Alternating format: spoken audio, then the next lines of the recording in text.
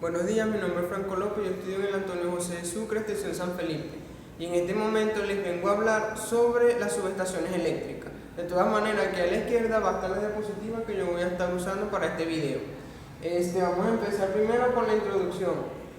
Las subestaciones eléctricas son de gran importancia a la hora de la transmisión, subtransmisión y distribución de la energía eléctrica, ya que por medio de ellas se pueden cambiar los niveles de voltaje. Ellas utilizan los transformadores, tanto elevadores como reductores, para elevar y reducir el voltaje y haya menos pérdidas de potencia eléctrica.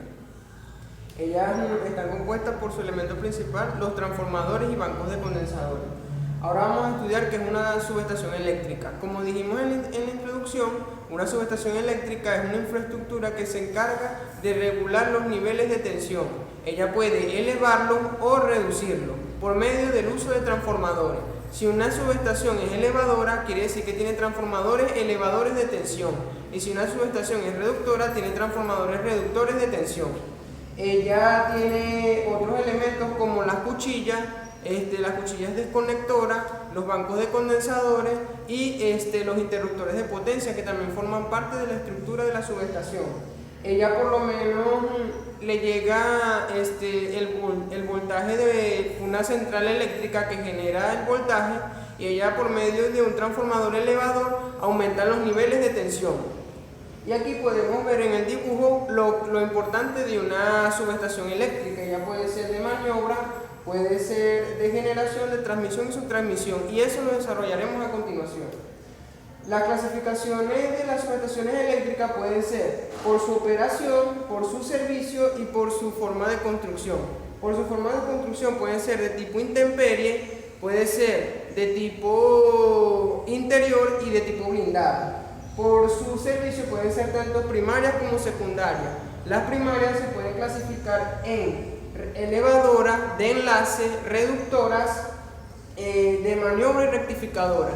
Y las secundarias pueden ser elevadoras, reductoras, distribuidoras, de enlace y rectificadoras. Y por su operación pueden operar tanto en corriente continua como en corriente alterna. Ahora vamos a hablar sobre los tipos de subestaciones. Ellas se pueden clasificar en dos tipos. Pueden ser de maniobra o de transformación. Las subestaciones de maniobra son las que se encargan de enlazar las diferentes líneas de transmisión. Es decir, que le pueden llegar líneas de transmisión en 4 ángulos diferentes. Aquí y aquí. Entonces ellas lo que se encargan es de redistribuir esas líneas para llevarlas a otras subestaciones, que son las subestaciones de transformación. Los niveles de voltaje con que trabaja esa subestación no cambian, por lo tanto ella no tiene necesidad del uso de transformador, porque es como un medio de enlace para las demás líneas que vienen de otras subestaciones o de plantas generadoras. Las de tipo transformación, ellas sí usan el transformador porque su voltaje de entrada es diferente al voltaje de salida de la subestación, y pueden ser según el tipo de trabajo que van a hacer. Pueden ser elevadoras o reductoras. Las elevadoras son las subestaciones de transmisión. Ellas son las que se conectan a la salida de las centrales generadoras eléctricas. Ellas se encargan de elevar el voltaje por medio del transformador. Las reductoras pueden ser de subtransmisión, de distribución primaria y de distribución secundaria. Las de subtransmisión son las que reciben el voltaje o las líneas de transmisión que vienen de las subestaciones de transmisión, y es lo que hacen es reducir aún más el voltaje de las subestaciones de transmisión.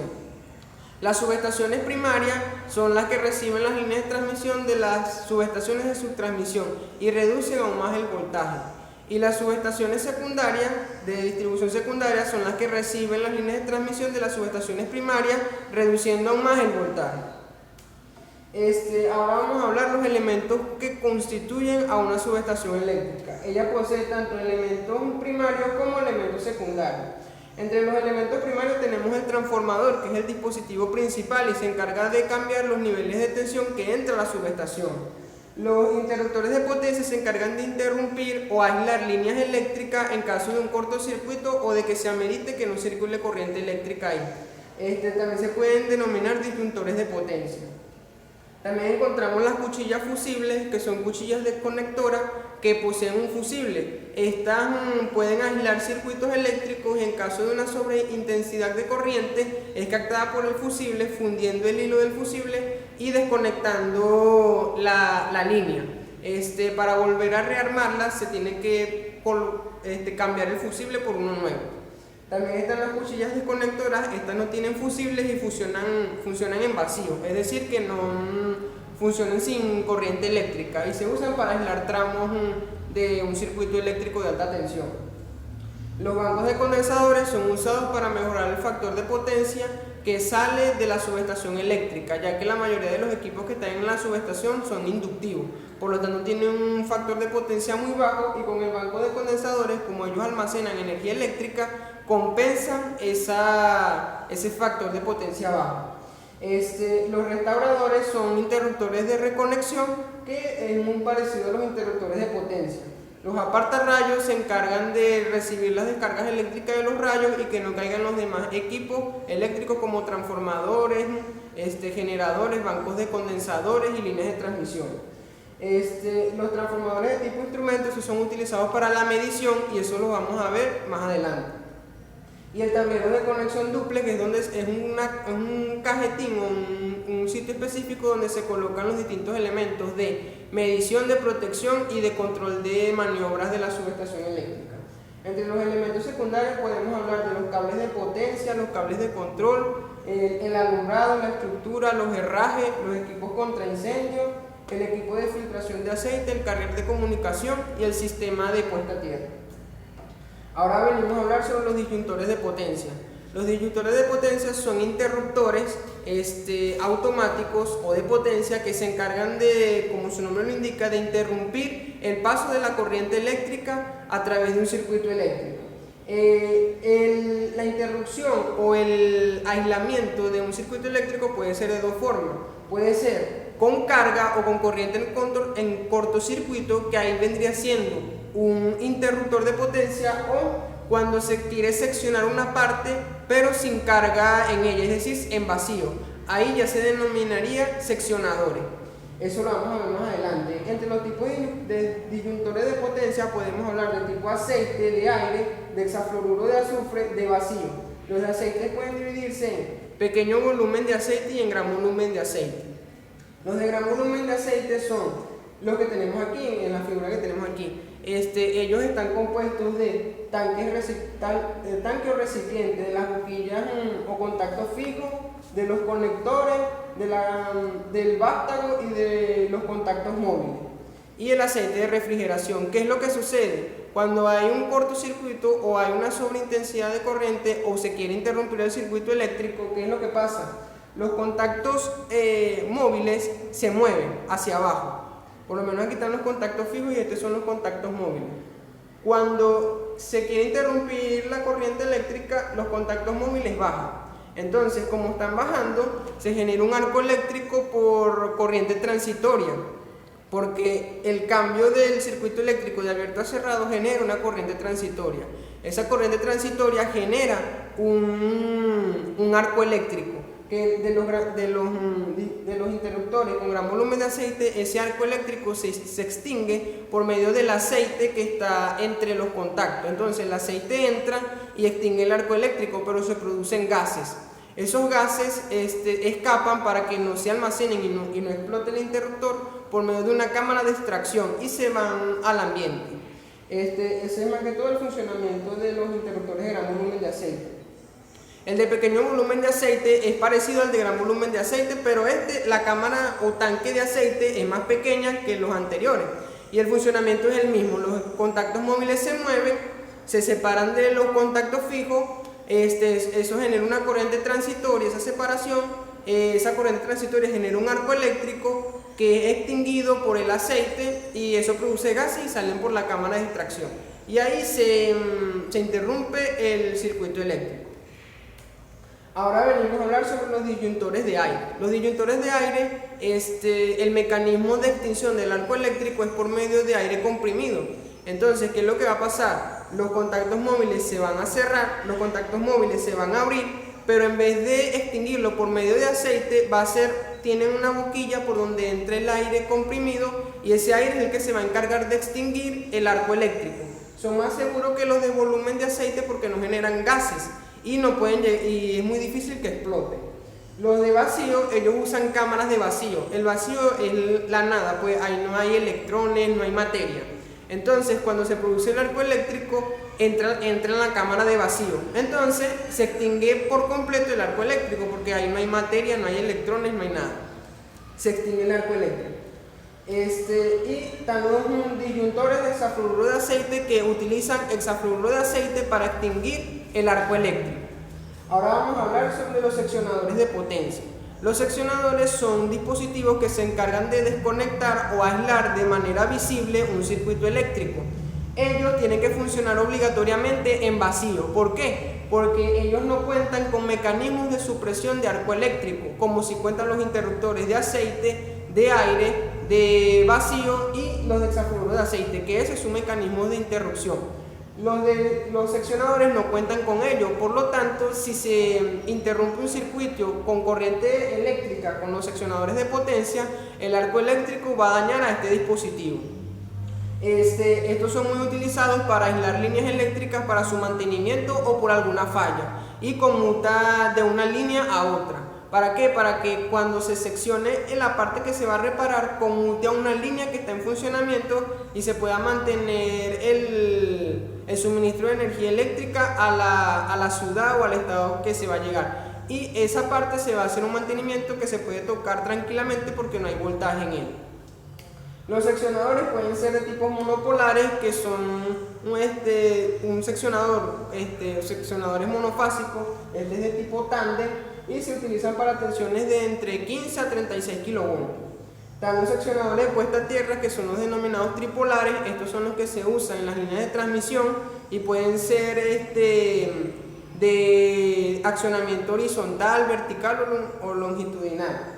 Están los seccionadores de cuchillas giratorias, que las cuchillas es de forma vertical o lateral para accionar el seccionador. Y están los de cuchillas deslizantes, que es por medio del deslizamiento de las cuchillas que se hace la desconexión del circuito eléctrico. Y los de tipo rodilla, que utilizan un brazo de seccionador que constituye el contacto móvil y mueve un plato vertical, que es el contacto fijo. Y con eso se secciona la parte. El mando de los seccionadores puede ser mando por motor eléctrico, por servomotor, puede ser mando por pértiga, es decir, manual, por biela o por medio de interruptores o relevadores. Ahora venimos a hablar sobre los transformadores trifásicos de potencia. Un transformador trifásico de potencia, como vemos en las figuras que están pasando aquí en las diapositivas, consta de pueden ser de 3 transformadores monofásicos que unidos forman un banco trifásico, o puede ser un transformador trifásico con sus 3 líneas adentro, como podemos ver en la figura. Los transformadores que son 3 monofásicos, para convertir el banco trifásico, son más seguros, ya que una falla en uno de los transformadores se puede continuar funcionando con 2 líneas de transmisión. Y los transformadores trifásicos también son utilizados. El principio de funcionamiento del transformador es la ley de inducción de Faraday, que nos indica que todo flujo, una bobina, un campo magnético variable con respecto al tiempo que atraviesa perpendicularmente a una bobina, induce en dicha bobina un voltaje inducido, que es proporcional a la variación con respecto al tiempo del flujo de campo magnético y al número de espiras que tiene la bobina. Aquí por lo menos tenemos un transformador. Este es su devanado primario, este es el núcleo del transformador y tenemos su devanado secundario. Este es un tipo de transformador reductor. La relación entre el devanado primario y el secundario se ve de la siguiente manera. El voltaje del primario sobre las espiras del primario va a ser igual al voltaje secundario sobre las espiras del secundario. Eso va a ser igual a la relación de transformación. Entonces, ¿qué va a pasar? Nosotros le inducimos al devanado primario una corriente alterna. ¿Por qué alterna? Porque cuando esa corriente alterna va a entrar en la bobina del devanado primario y va a producir un campo magnético. Ese campo magnético va a viajar por el núcleo del material ferromagnético del transformador. Va a viajar por el núcleo. Entonces se va a encontrar con el devanado secundario. Cuando se encuentre con el devanado secundario, el flujo va a ser variable con respecto al tiempo. ¿Por qué? Porque es inducido por una corriente alterna que sube a la parte positiva y luego baja a la parte negativa. Entonces esa variación va a inducir un voltaje proporcional a la frecuencia de cambio de positivo a negativo de la corriente alterna y al número de vueltas que tenga el devanado secundario. Por lo tanto, cuando hablamos de transformadores reductores, hablamos de transformadores que tienen mayor devanado en el primario que en el secundario. Cuando son transformadores elevadores, al contrario.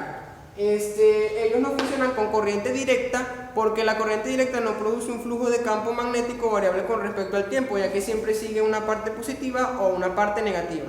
Es por ello que ellos no funcionan con corriente continua, solo con corriente alterna. Ahora bien, vamos a hablar sobre los autotransformadores de potencia. Ellos se usan más que todo para cambiar los niveles de voltaje, por decir, de 110 a 120 voltios o de 220 voltios a 180 voltios. Ellos pueden ser elevadores o pueden ser reductores. Como vemos, un transformador consta de un devanado común, este es nuestro devanado común, con un devanado serie y devanado común. El devanado común se denomina así porque su voltaje está en ambos lados del autotransformador, está tanto en el voltaje de línea como en el voltaje de salida, tanto en el voltaje de entrada como en el voltaje de salida. Por lo tanto, se denomina devanado común. Aquí tenemos un autotransformador que es de tipo elevador. ¿Por qué? Porque aquí entra el voltaje de corriente alterna. Entonces, aquí genera una caída de tensión. Y en el devanado serie también genera otra caída de tensión. Por lo tanto, a la salida vamos a tener el voltaje en el devanado común más el voltaje en el devanado serie, y eso va a ser igual al alto voltaje. Ahora, en el reductor vamos a tener una entrada de alto voltaje. Va a generar una caída de tensión en el devanado serie y una caída de tensión en el devanado común.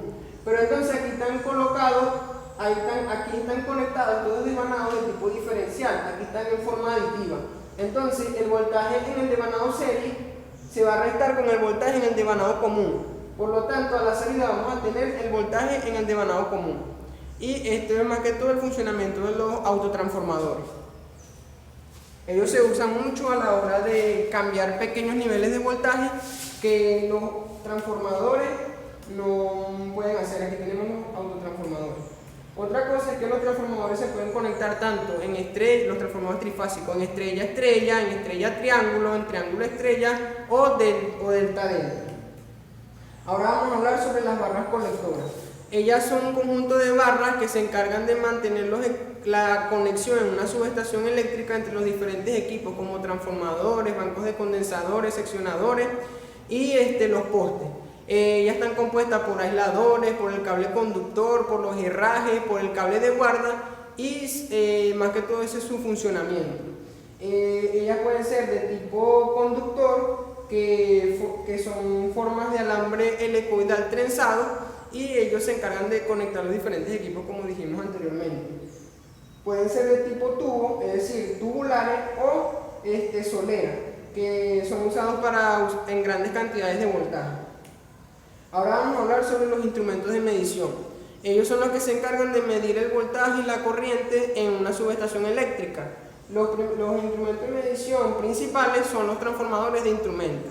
Un transformador de instrumento es un transformador que se encarga de reducir o aumentar los niveles de voltaje o de corriente para que a su salida posteriormente se le conecten dispositivos de medición y el voltaje no sea tan peligroso para que esos dispositivos la puedan medir. Entonces, como una interfaz antes de poder medir el voltaje o la corriente. Son como equipos de protección. Pueden ser transformadores de corriente o pueden ser transformadores de tensión.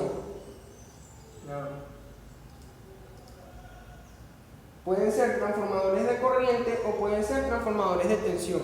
En las figuras que les estoy pasando aquí a la izquierda están los tipos de transformadores. Los de corriente son transformadores que en su primario se le conecta su voltaje y en el secundario van a tener un valor de corriente menor, pero proporcional a la corriente que entró en el primario. Y los transformadores de tensión es igual que un transformador cualquiera, pero la diferencia es que estos son reductores, pues es decir, tienen mayores piras en el primario que en el secundario. Estos son los principales equipos de medición. Y tenemos los batímetros, tenemos el voltímetro, el amperímetro, el batímetro y las pinzas amperimétricas. El voltímetro se conecta en paralelo con el circuito que queremos medir el voltaje. Y para medir el voltaje en una subestación, primero hay que conectar un transformador de tensión para medir al circuito que queremos medir la tensión, y después de ese transformador de tensión conectamos nuestro voltímetro. ¿Para qué? Para que haya una protección y no se trabaje con un voltaje tan alto. Y el voltaje que medimos va a ser proporcional al voltaje que está en la parte primaria del transformador de tensión. El amperímetro, como sabemos, se conecta en serie con el circuito, y para efectuar la medición es igual que el voltímetro, es por medio de una medición indirecta.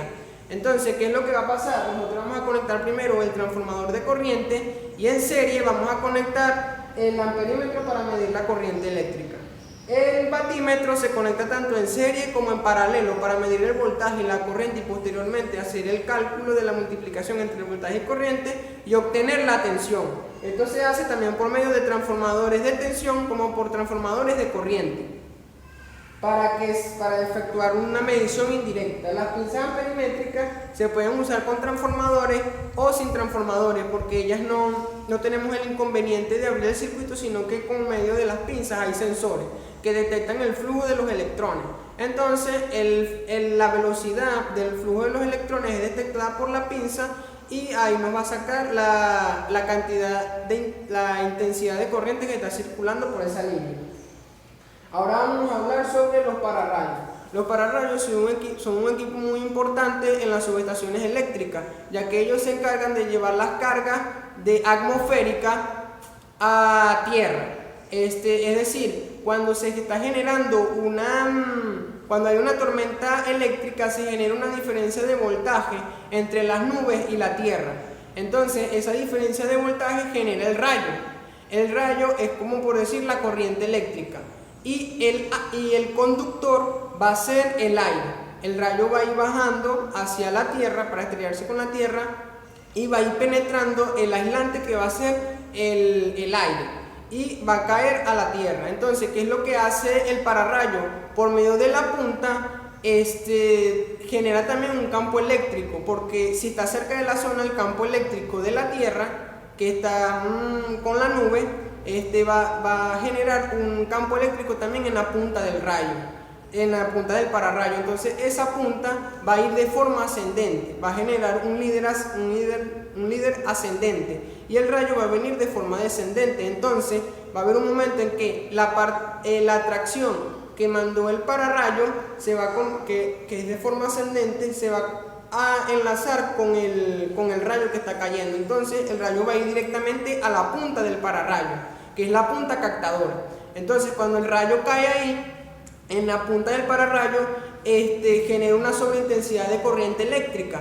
¿Y qué es lo que va a pasar? El pararrayo está conectado a un cable, que este cable va a tierra. Entonces cuando cae el pararrayo el rayo en la punta del pararrayo, baja por el medio del cable que conecta a la punta captadora y a tierra, y el rayo es descargado a tierra. Los tipos de pararrayos pueden ser autovalvulares, de punta receptora, de punta de Franklin, con dispositivo de cebado, o los ETS. Todos los pararrayos tienen ese mismo principio de funcionamiento. Ahora vamos a hablar sobre los cables de guarda. Los cables de guarda son equipos tienen un funcionamiento análogo, por así decirlo, de los pararrayos.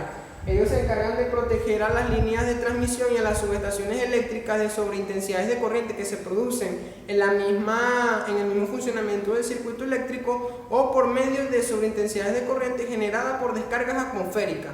¿Qué es lo que hacen ellos? Ellos detectan la sobreintensidad, y la impedancia que conecta a tierra al cable de guarda disminuye. Entonces, como con la sobreintensidad la impedancia disminuye, esa sobreintensidad va a ir siempre al lugar donde hay menor resistencia eléctrica, por lo tanto va a ir a tierra. Esto funciona tanto en cortocircuito como en descargas atmosféricas de los rayos.